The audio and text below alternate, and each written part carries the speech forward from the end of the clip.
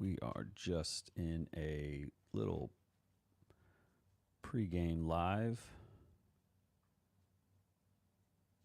Hope everybody's doing good as we jump on. We are just in a little pregame live.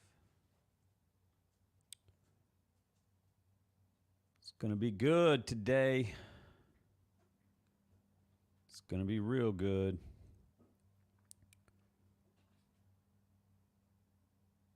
Fired up. We are just in a little pregame live. Fired up.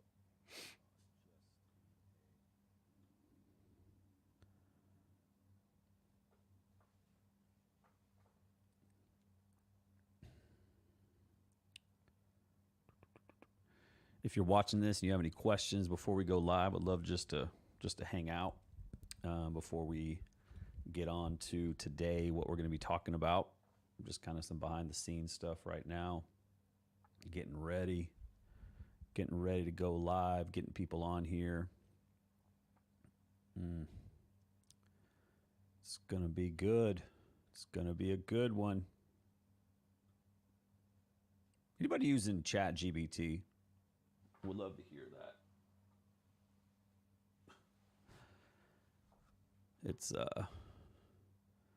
pretty legit. Pretty legit.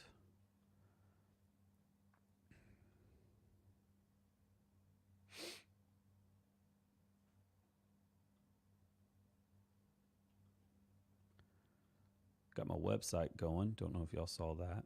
Again, we are in the pregame live. Pregame. Maybe that's what I need to say. It's pregame. I like that.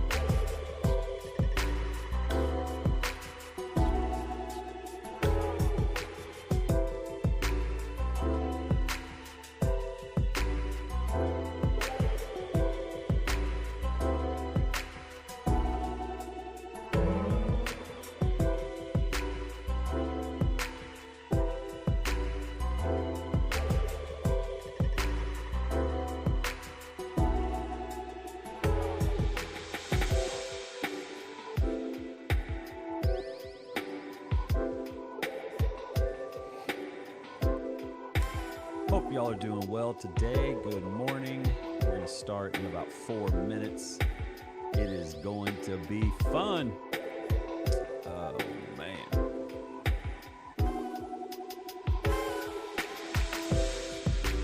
I like this music. Don't know if you like it, but I'm kind of feeling it. You know what I'm saying?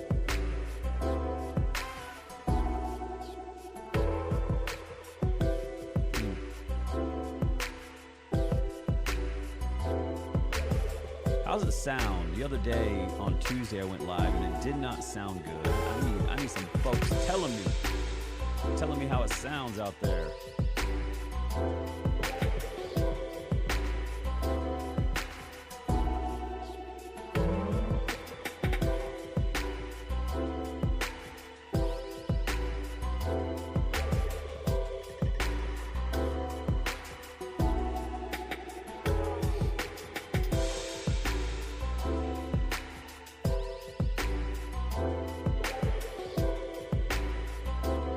Sound. Y'all feeling good about it?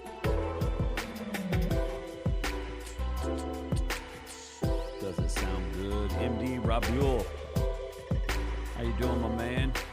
Hope you're doing well. So good to see you guys. We got Instagram going right now. Yes.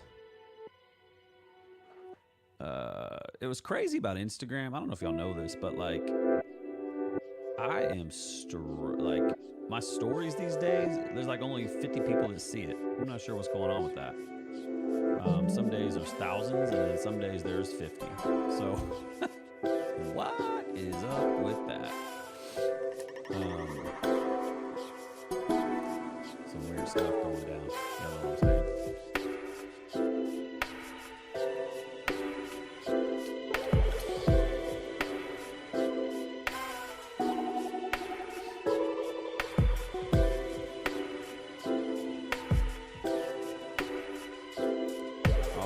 Starting in 2 minutes.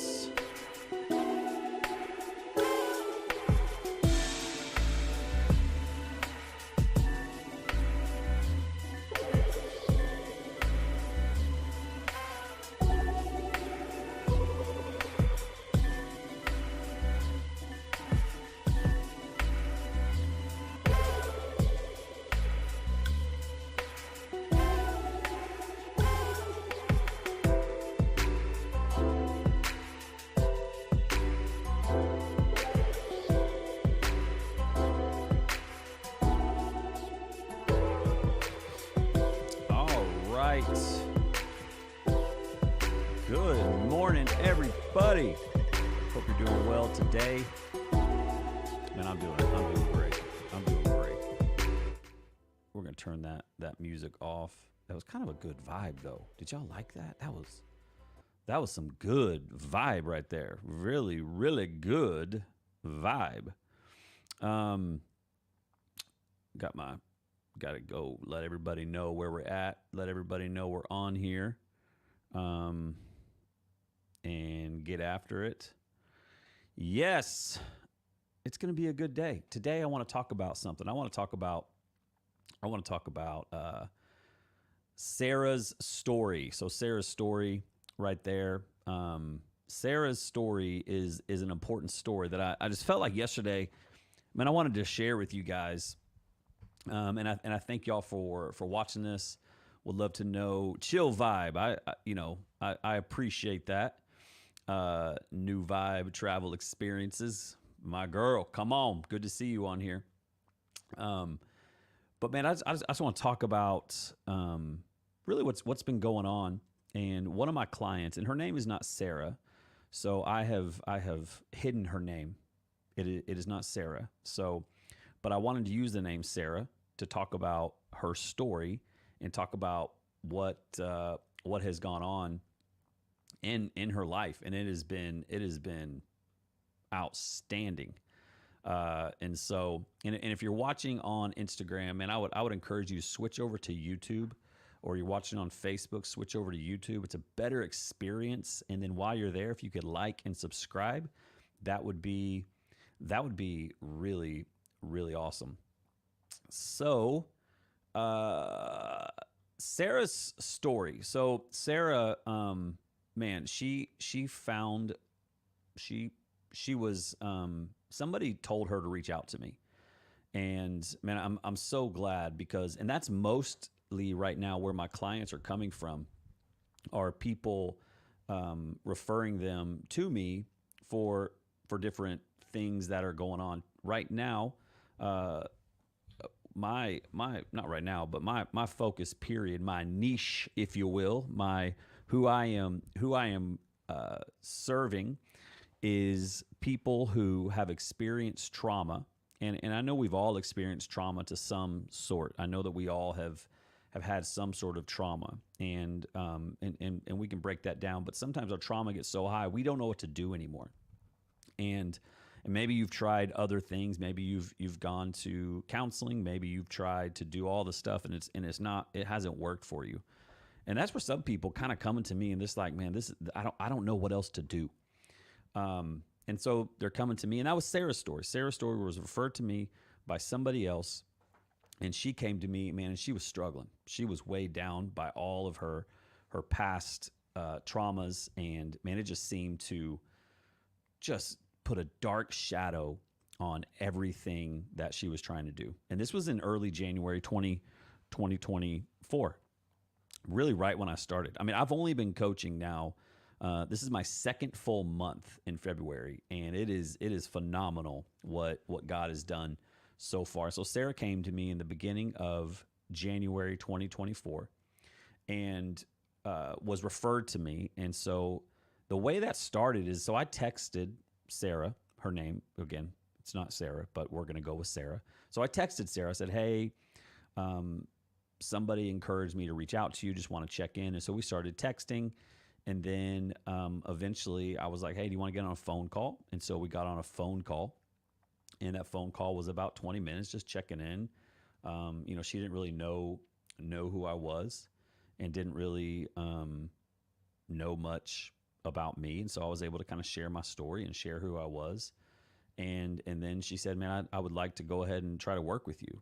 And so and in that process, I decided, it'd be really good to work with me for and I work with people in different ways. So some I work with them for 90 days, and I also have a 60-day package, and then I also have a month-to-month package. And some are every month, and that's those are other ways that you can work with me. And so when she came to me, I was like, man, it's going to take more than just once a week for you to work with me. It's going to take quite a bit based on, I do this quiz with people where when I'm on the phone with them, I have them kind of fill out these questions, kind of see where they're at on a scale for depression, anxiety. And sometimes if it's too high, I have to refer on to somebody else. And so, but what I want to show are the four actions, the four pivotal actions that Sarah took for her healing. And I want to share this. And one of the things is the first step that she took is to really be vulnerable, being vulnerable. Because if you want to heal what's going on inside of you, you have got to be able to share that in a safe place. And so her number one step, the first step that she took, was that she just shared her life with me. She shared her life with me on our first real coach to client call. And this was on the phone. It wasn't on Zoom. She was not comfortable with Zoom at the time. Eventually she was and still is. It's awesome. But man, that first step is to embrace that vulnerability. And because so many people who have been hurt in different ways in their life, they don't feel safe sharing what has happened in their life. And that makes sense, because when we say things and we talk about things that have hurt us, the confession pieces, man, that's hard. That's really hard. And it can be hard for a lot of reasons. It's hard because you don't want to pull it up and maybe be re-triggered, which does happen. It could be hard because you don't want to hurt the person who may still be living. They may still be around you, and you're not sure what to do with that. But in Sarah's case, it was crucial for her to start telling her story to get her out of those steps to actually start walking in freedom. And here's what I want you to know. And if you're watching this live or you're watching this on the replay, something that would be really, really good for you to know is that confession can be unsafe. And if you agree with that, I mean, just let me know. Confession can be unsafe. Because it can be. Because we feel like at times maybe you have confessed something or maybe you have said something that has hurt you in the past and nobody did anything with it. Like you went to a parent, maybe you went to a spouse, maybe you've gone to a trusted coworker and you shared something and nothing happened with it, which only over time just starts to make it feel like it's your fault or like things are happening that, man, you're not sure how to get out of it. And so for some people, confessing can feel unsafe because you haven't been listened to in the past, or maybe you confess something. I shared this on my Instagram yesterday. Maybe we confess something and then somebody comes at you with verses and prayers and those are all good and great, but man, come on. So by you feeling unsafe in your confessions makes sense. And I want to share this. If you are not willing to share the things that you're dealing with and share maybe some hurts and pains that have happened to you because you feel like, man, I shouldn't feel this way, or I need to be more tough, or you don't want to share it because somebody else made an excuse. Maybe you went to somebody and you said, man, you really hurt me with this, and they made an excuse for it. Man, that's awful.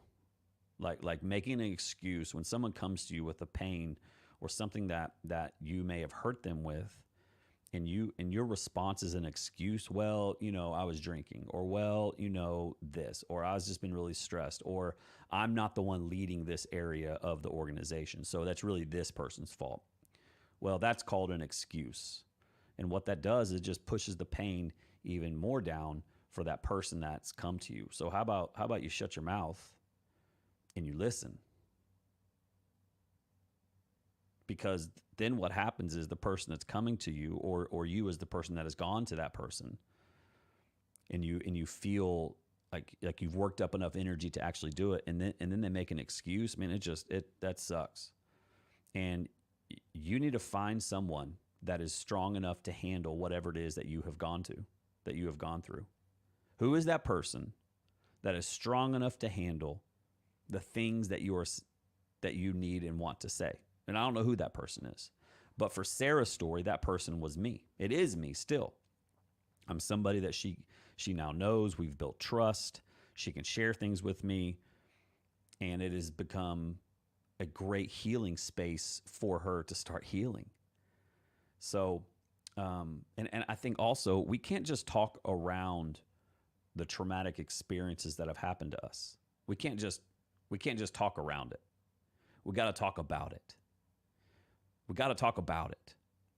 And in that, I really want you to think about this. There is a lie that the enemy is telling so many people right now.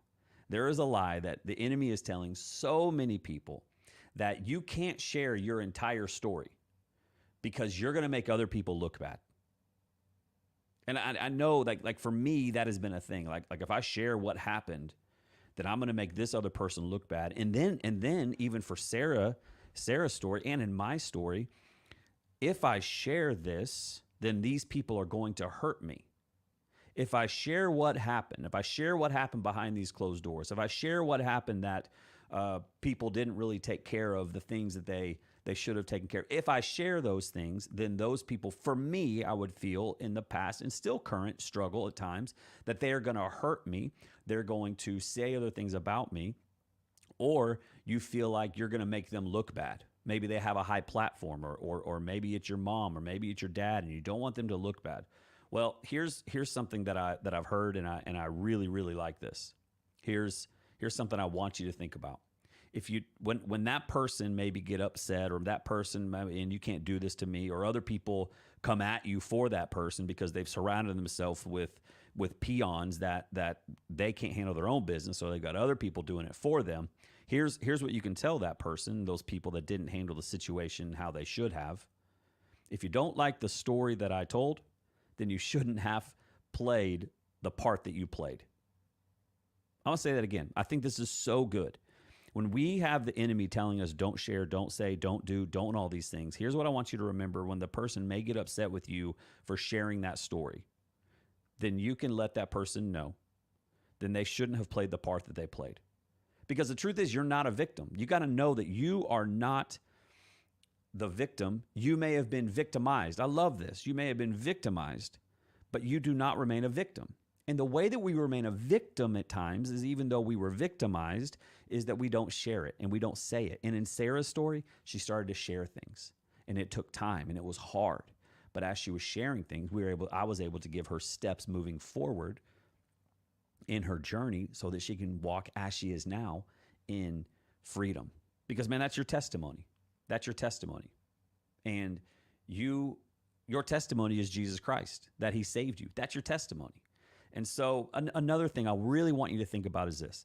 We cannot allow temporary pain to become a permanent solution. We can't allow it. Temporary pain to become a permanent solution. And man, that was almost my story.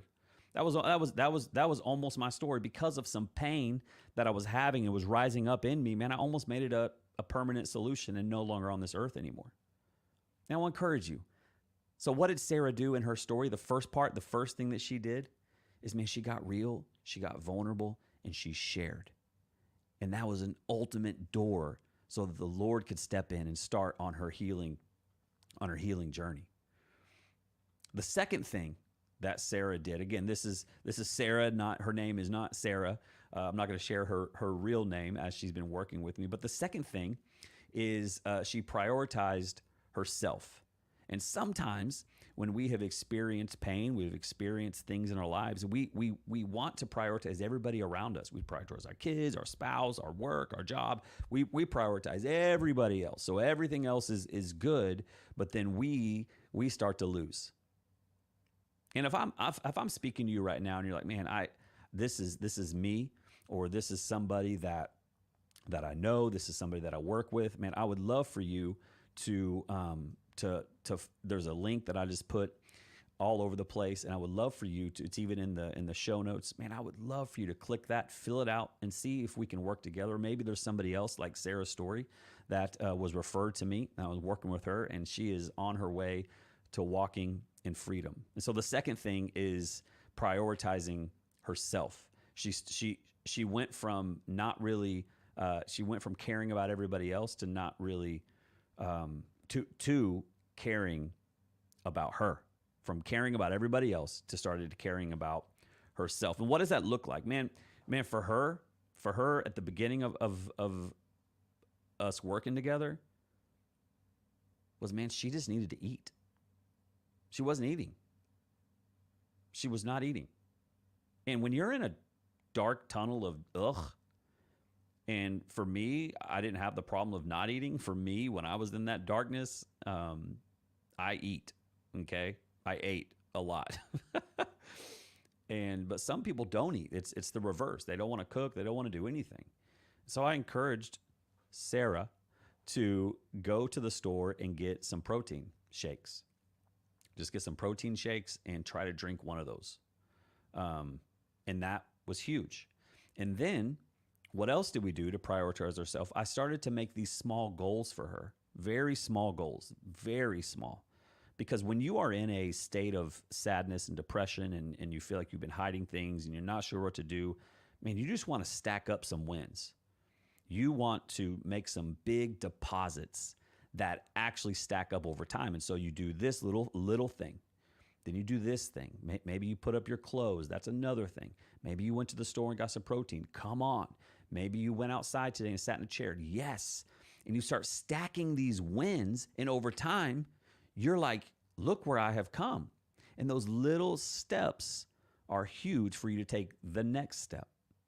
And so for you, what are those small little things that you can stack on top of each other to start making progress in your life.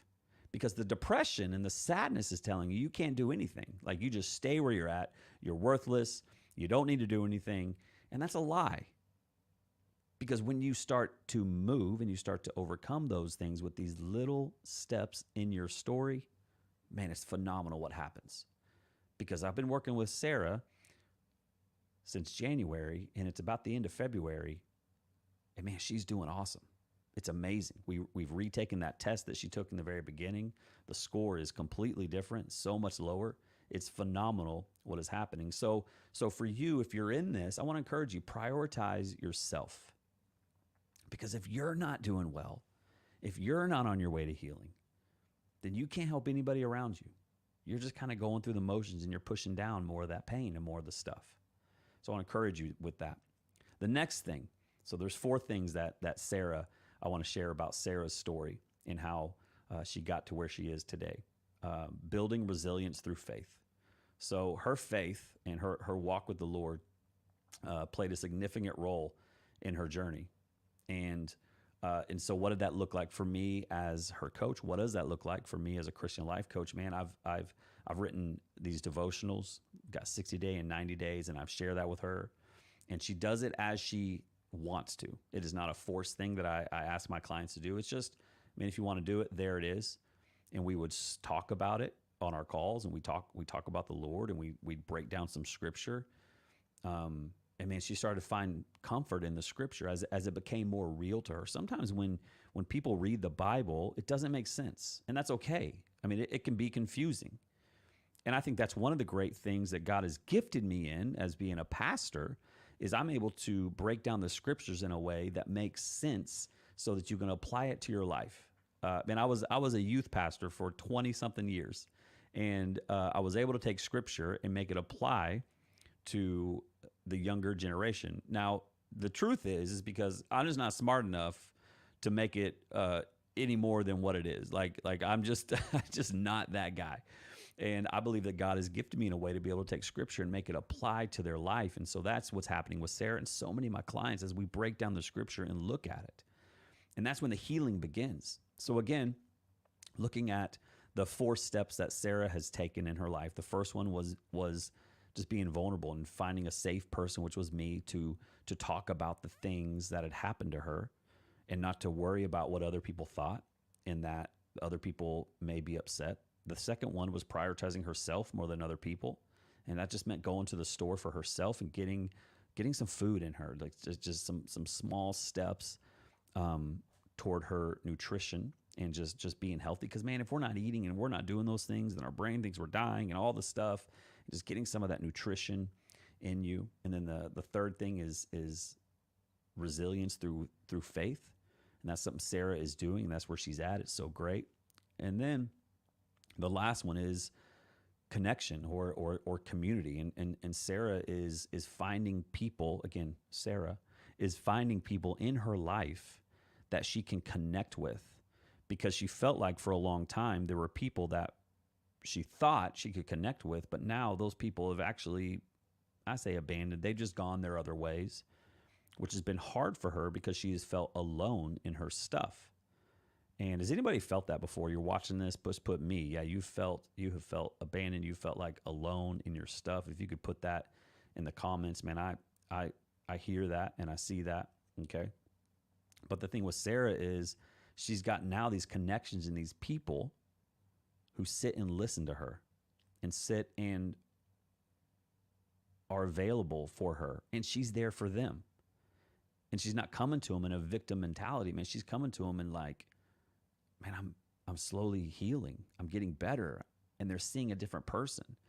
And what I love about working with my clients is, man, whenever we start out, man, they're down. And even on Zoom calls, you can just tell. And now when I meet with Sarah, man, it is amazing to see the changes just in her physical appearance. There's joy in her heart. You can see it on her face. It is amazing. And those connections and that community that she has gotten now is phenomenal. And so, man, I just wanted to share that with you today. This is not a long live, but this is just one of the great stories since I've launched my coaching business in January. And actually, in February is when I really leaned into helping trauma survivors find hope. And it has been amazing. And I just thank you guys for watching this. If you're on here right now and you have a question, or even if you're on here like, man, I'd like to do a live coaching session with me, like right now. I don't know, is anybody open to that? That would be something I'd be willing to do. Just send me put it in the put it in the chat. That'd be a really cool thing. So let's look here, man. Glorious Feast. Hey, good to see you on here. Andrea, good to see you on here. Troy, TC Children, Kaylee Younger, Abram Austin. Man, good to see you guys on here. It is awesome. Tina Bird, good to see you on here. Hope you're doing well.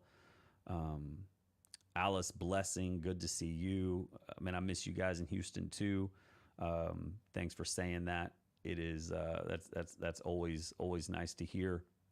I would love it if you guys could, if you're watching this on Facebook or Instagram or wherever you're watching this, if you could go to YouTube and like and subscribe, that would be amazing. And I see so many of you are doing that.